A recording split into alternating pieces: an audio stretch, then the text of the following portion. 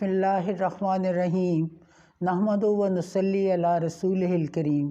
معزز سامعین، میرا آج کا موضوع ہے فضائل رمضان المبارک۔ برساتا ہوا رحمت پھر ماہ سیام آیا، برکات کی بارش کا لے کے یہ پیغام آیا۔ اطاعت کا، عبادت کا یہ ماہ نرالا ہے، ہر گوشہ منور ہے، ہر سمت اجالا ہے۔ سال بھر کے بعد پھر وہ مقدس مہینہ آ گیا جو قلوب و ارواح کی اصلاح کے لیے مخصوص ہے، جو برکتوں اور رحمتوں والا مہینہ ہے، جس کے دن صلاح و تقوی سے معمور اور جس کی راتیں عبادت و بندگی سے پرنور ہوتی ہیں۔ یہ وہ مہینہ ہے جس میں دن رات آسمانی برکتوں کا نزول ہوتا ہے، جس میں مغفرت اور بخشش عام کی بارش ہوتی ہے۔ اس ماہ مبارک کا پہلا عشرہ رحمت، دوسرا مغفرت، تیسرا دوزخ سے نجات کا ہے۔ یہ اللہ تعالیٰ کا کتنا بڑا احسان ہے کہ گناہ گار بندوں کے لیے ہر سال ایک ایسا مہینہ بنا دیا جو 11 مہینوں کی کثافتوں اور قدورتوں کو دھو دیتا ہے۔ اگر ہم احتساب عمل کے لیے تیار ہو جائیں تو معلوم ہو جائے گا کہ ہماری زندگی کا کوئی گوشہ ایسا نہیں جو معصیت سے پاک ہو۔ ہماری روح، ہمارا قلب اس کی صفائی کے لیے بے چین ہو جائے گا۔ روح کی اس بے چینی کو دور کرنے کے لیے اور قلب کے اضطراب کو ختم کرنے کے لیے اللہ تعالیٰ نے ماہ رمضان مقرر فرما دیا۔ رمضان المبارک جیسے مغفرت و رحمت والے ماہ مبارک کا آنا خدائے رحمان و رحیم کا کتنا بڑا احسان اپنے بندوں پر ہے۔ اس ماہ مبارک کی فضیلت یہ ہے کہ اس ماہ مبارک میں دنیا کی نجات و ہدایت قرآن پاک نازل فرمایا گیا۔ اس میں رحمت و راحت کے دروازے کھول دیے جاتے ہیں، جہنم کے دروازے بند کر دیے جاتے ہیں اور شیاطین کو زنجیروں میں جکڑ دیا جاتا ہے۔ یہ روزوں کا مہینہ ہے اور روزہ اس قدر عزیز عبادت ہے کہ اللہ تعالیٰ نے اسے اپنی طرف منسوب فرمایا اور روزے دار کی جزا اپنے دست قدرت سے دینے کا وعدہ فرمایا۔ ارشاد ربانی ہے، کتب علیکم الصیام کما کتب علی الذین من قبلکم لعلکم تتقون۔ تم سے پہلی امتوں پر بھی روزے فرض کیے گئے، لیکن اس امت کی اسپیشلٹی یہ ہے کہ وہ متقی بن جائیں۔ یہ ہے کہ تم متقی اور پرہیزگار بن جاؤ، تمہارے قلوب و نفوس کا تزکیہ ہو جائے، بشرطے کہ ان شرائط کے ساتھ روزہ رکھا جائے۔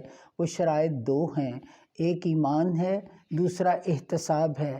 ایمان سے مراد یہ ہے کہ خالص اللہ تعالیٰ کی رضا اور خوشنودی کے لیے روزہ رکھے، اور احتساب سے مراد یہ ہے کہ مخصوص ثواب کے روزہ رکھنے کے لیے تمام اعضائے جوارح کا احتساب کرتا رہے تاکہ روزہ کی اصلی غرض و غایت یعنی تقوی حاصل ہو۔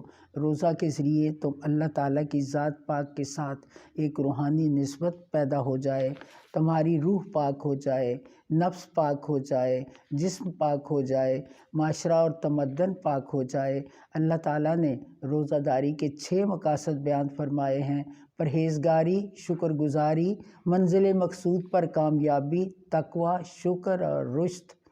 تقوی کا نتیجہ یہ ہوگا کہ انسان کو اپنے عقل، ہاتھ، زبان، آنکھ، دولت وغیرہ کے غلط استعمال کی طاقت نہیں رہے گی۔ شکر کا نتیجہ یہ ہوگا کہ انسان میں مذکورہ اعضاء سے جائز استعمال کی طاقت پیدا ہو جائے گی۔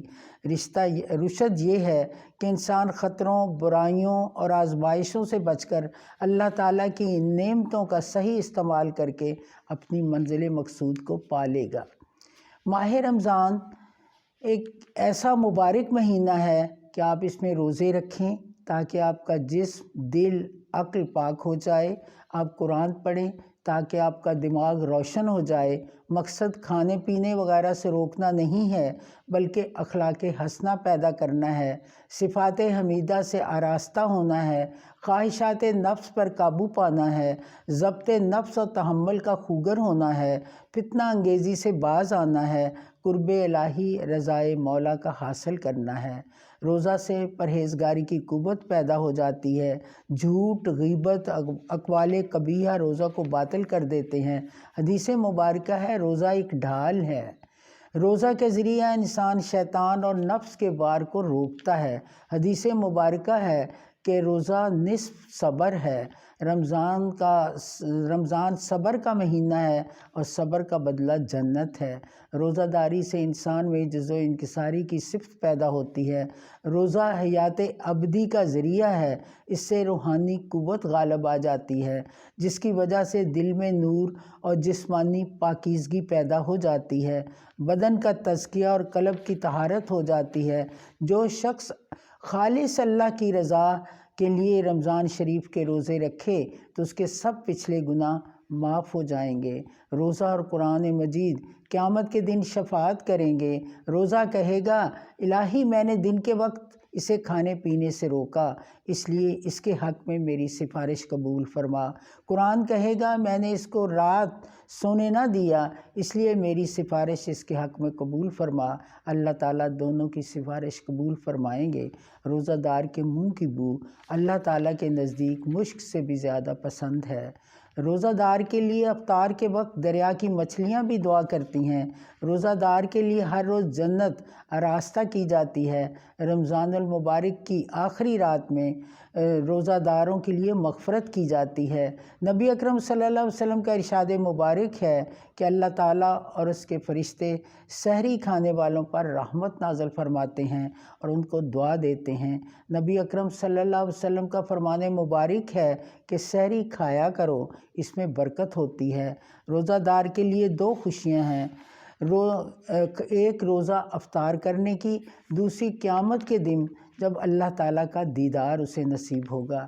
رمضان المبارک میں ایک قرآن شریف ضرور ختم کرنا چاہیے۔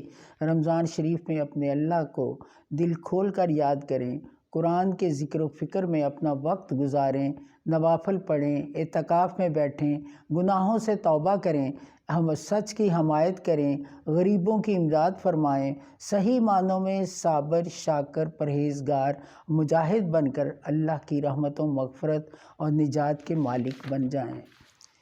غیر الہی قوانین کی اطاعت سے سبکدوش ہو جائیں اور اللہ تعالیٰ اور حبیب پاک صلی اللہ علیہ وسلم کے اسوہ حسنہ پر چل کر مسلمانوں کی تقدیر کو روشن کریں تاکہ خدا کی زمین پر خدا کے قانون شریعت کی حکومت قائم ہو جائے۔ آمین ثم آمین۔ حضرت علامہ اقبال رحمہ نے فرمایا ہے، دل کی آزادی شہنشاہی شکم سامان موت، دل کی آزادی شہنشاہی شکم سامان موت، فیصلہ تیرے ہاتھ میں ہے دل یا شکم، فیصلہ تیرے ہاتھ میں ہے دل یا شکم، وما علینا الا البلاغ۔